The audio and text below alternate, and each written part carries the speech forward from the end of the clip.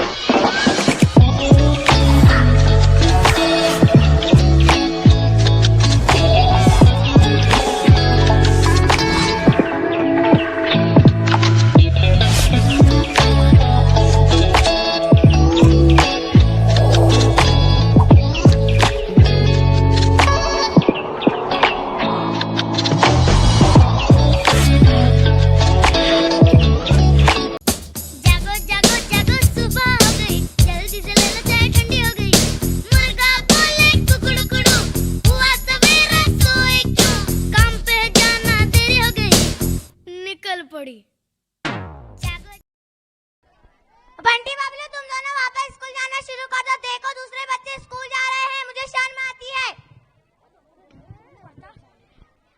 अम्मी, शर्म कैसी, जब से अब्बा जेल गए हैं तुमने ही तो हमें पाला है। और हम दोनों ने स्कूल अपनी मर्जी से छोड़ी है ताकि हम आसानी से अपना घर चला सके। बहुत बड़े हो गए हो तुम दोनों, और ज्यादा बड़ी बड़ी बातें मत करो। तैयार होकर काम पर जाओ।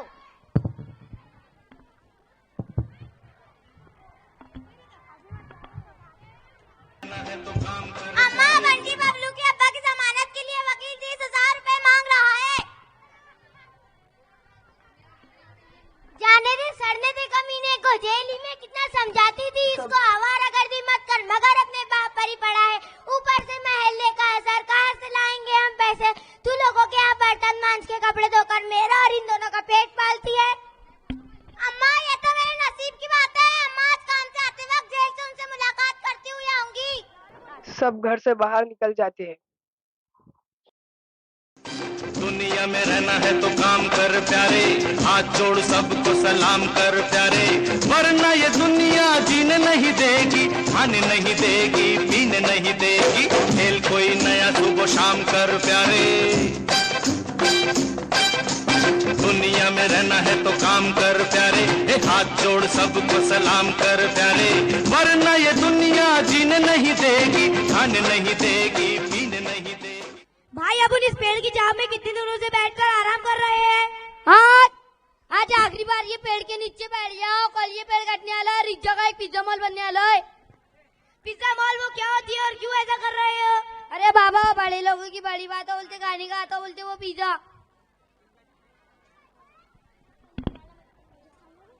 बंटी बबलू, तुम दोनों वापस स्कूल आना शुरू कर दो। तुम्हारी याद आती है ना यार, मेरे साथ खेलने जाया करो। हम कल आएंगे। ये कहकर घर पर चले जाते हैं और दादी को पूरी बात सुनाते हैं। अब हम कभी उस पेड़ की छांव में नहीं बैठ पाएंगे दादी। उस ग्राउंड में अब महल्ले के बच्चे भी नहीं खेलेंगे। अरे जाने देना, क्या हो रहा है? दूसरे पेड़ की छांव ले लेना। अपने ईदगाह के मैदान में तो बहुत झाड़ है। जा टीवी चालू कर।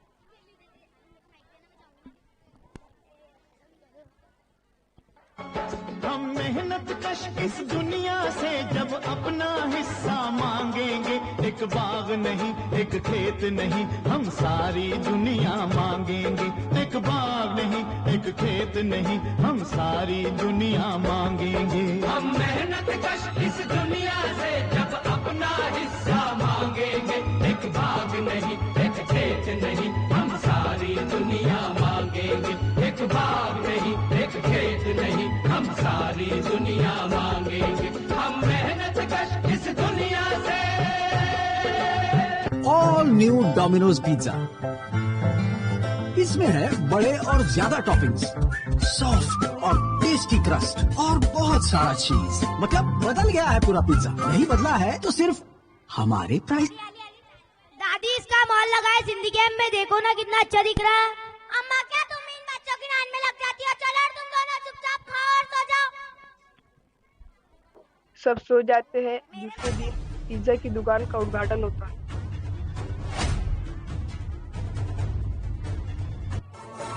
सलाम से कुछ अपने लायक काम से, सलाम से कुछ अपने लायक काम से। आप तो खाए मुर्ग मुसल्लम, हाँ आप तो खाए मुर्ग मुसल्लम, अपनी तो बस राइस प्लेट। सलाम से कुछ अपने लायक।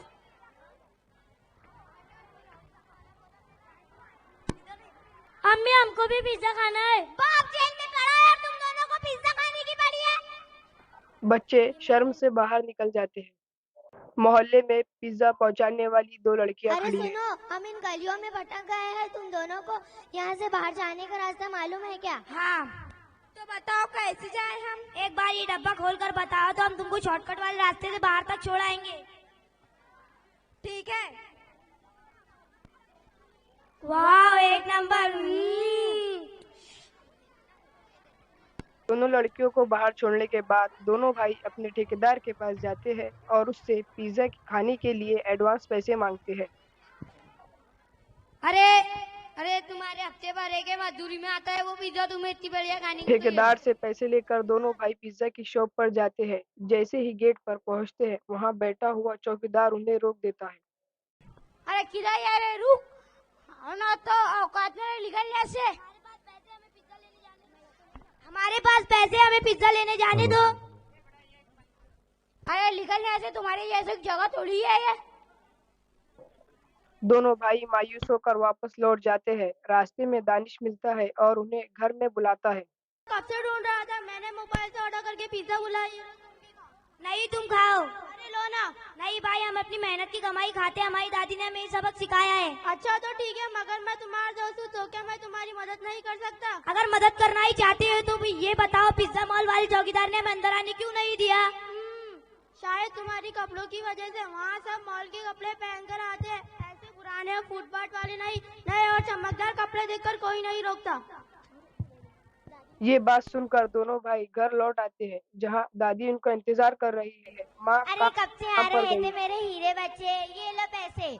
मुझे बेसन, शिमला मिर्च, टमाटर ये सब सामान लाकर दो। दादी आज तुमको पिज्जा बनाकर खिलाएंगी। दोनों भाई खुशी खुशी पैसे लेकर जाते हैं और सामान लाकर देते हैं। दादी पिज्जा की तस्वीर देखकर चूल्हे पर पिज्जा बनाकर दोनों भाइयों को खिलाती है।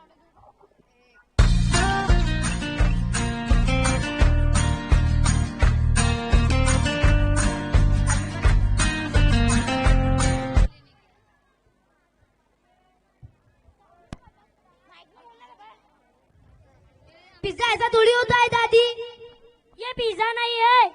अरे वो तस्वीर में ऐसा लगता खाने में बहुत बेकार रहता। वो पता नहीं क्या क्या मिलाते होंगे उसमें, कितने दिनों का बासी रहता वो। हम यही पिज्जा खाएंगे दादी, हम रात दिन काम करेंगे और अपनी मेहनत की कमाई से पिज्जा जरूर खाएंगे। दादी मायूस होकर चुप हो जाती है। अगले दिन से बच्चे खूब मेहनत करके कुछ दिनों में पैसे जमा कर लेते हैं।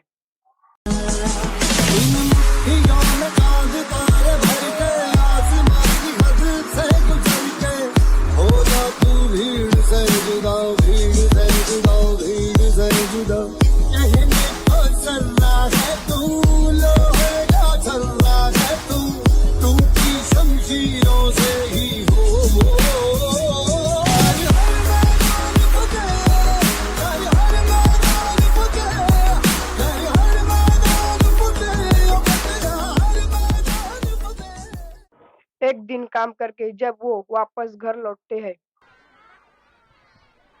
अरे मेरे बच्चों देखो, दादी नहीं गई। दादी मेरे पास 200 रुपए है, ये लो उनकी मैयत का इंतजाम कर लो। मेरे पास बस इतने ही रुपए। दादी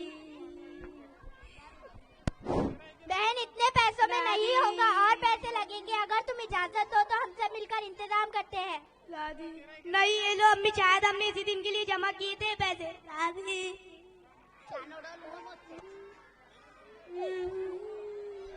दादी तकदीर यहाँ लाएगी, मंजिल पे आते ही जान चली जाएगी।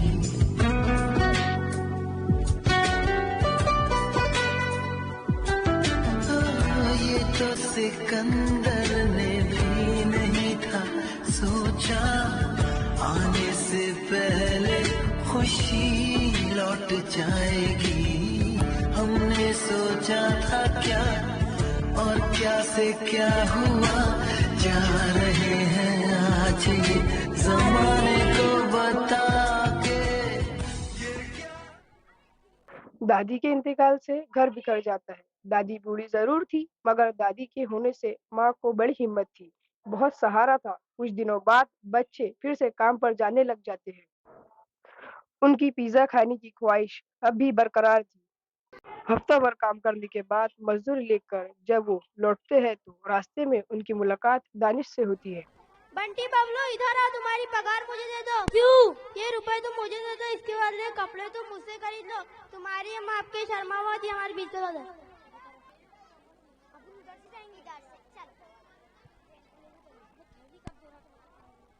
अरे दानी, तुमने ये क्या किया और क्यों इतने सस्ते में अपने कपड़े दे दिए उन्हें? मेरी अम्मी ने मुझे ऐसे करने के लिए कहा है। जो लोग खुददार होते हैं उनकी मदद इसी तरह करनी चाहिए। दानिश बिल्कुल सही नहीं किया, और मदद करने के चाहा तो रास्ता खुद ब निकल आता है। दानिश, तुमने बिल्कुल सही किया, उन दोनों की मदद भी कर दी, उनकी खुददारी भी सलामत रख दी। बहनों, तालीम का असल मकसद भी तो ये है। इसी बात की तालीम तो अपने टीचर हमें दे रहे हैं। दोनों भाई घर जाकर कपड़े पहनकर आते हैं। जैसे ही पिज्जा मॉल पहुंचते हैं, अरे रुको, कायर तुम अंदर नहीं जा सकते, रुको। शोर सुनकर मैनेजर गेट पर आ जाती है। घुसे जा रहे हो? अपने बाप का माल समझे क्या? हमारे पास पैसे। चोर की औलाद, निकल जाओ यहाँ से। दोनों भाई रोते हुए वहां से लौट जाते हैं, मगर उस दुकान में कलेक्टर साहब भी आए हुए होते हैं, जो ये सब देख लेते हैं। तुमने कितना बुरा सलूक किया उस गरीब के साथ। क्या गरीब होना किसी ऐसे मोहल्ले में रहना गुनाह है? ये इंसानी हुकूक के खिलाफ है। मैं तुम्हें अभी जेल में डाल देती हूँ और ये शॉप भी बंद करा देती हूँ। सॉरी, मुझे माफ कर दीजिए, प्लीज ऐसा कदम मत कीजिए, मैं आपके पैर पड़ती हूँ। माफी मांगनी है तो उन गरीब बच्चों से मांग, निकल यहाँ से। पिज्जा शॉप के स्टाफ के लोग चौकीदार के साथ बंटी बबलू के घर जाते हैं। उनकी खुशामद करके उनकी माँ के साथ पिज्जा शॉप पर आते हैं। कलेक्टर मैडम बड़े इज्जत के साथ दोनों भाइयों को बैठाती है। तुम अपने हाथों से उन्हें पिज्जा लाकर खिलाओ और नौकरी से निकल जाओ। ले उसे कैसा लग रहा है भैया पिज्जा? अच्छा तो दादी का बनाया हुआ पिज्जा था। बच्चों, मैं इसीलिए तुम्हें स्कूल भेजती हूँ ताकि हम आज भले ही ऐसे गरीब है मगर हमेशा न रहे। हमारे सारे बच्चों को हर तालीम में कहीं से और किसी तरह से हम दौलत कमा भी ले सकते हैं, इज्जत नहीं मिल सकती। इज्जत तो हमें तालीम से मिल सकती है। तुम्हारे सामने कलेक्टर की मिसाल है, इसलिए ऐड करो कि रूखी सूखी खाएंगे, जरूरत पड़ी तो भूखे भी सो जाएंगे, मगर हम स्कूल जरूर जाएंगे। हाँ अम्मी, हम ऐसा ही करेंगे, तुम सब भी इरादा करो। है कीमती बच्चे फिर भी क्यों नंगे पैर ये सड़कों पर भीख मांगते हैं।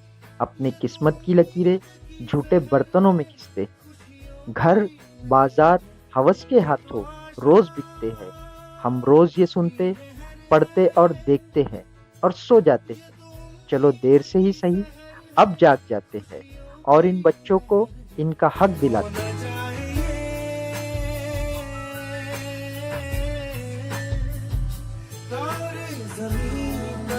क्या आपको नहीं लगता कि नाजुक बचपन को इस तरह गर्द में जाने से आप रोक सकते हैं?